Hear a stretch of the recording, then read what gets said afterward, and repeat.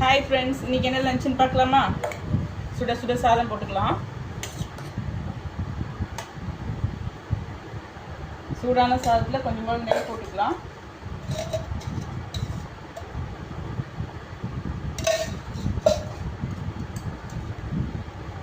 மிளகா கிளி சாம்பார்.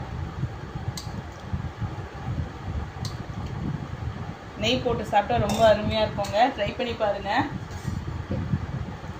அப்புறம் வெண்டைக்காய் தொக்கு, அப்புறம் அவரைக்காய் பொரியல்,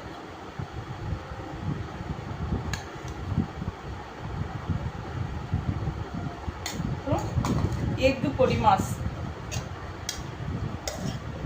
பெப்பர்லாம் போட்டு எக் பொடி மாஸ்.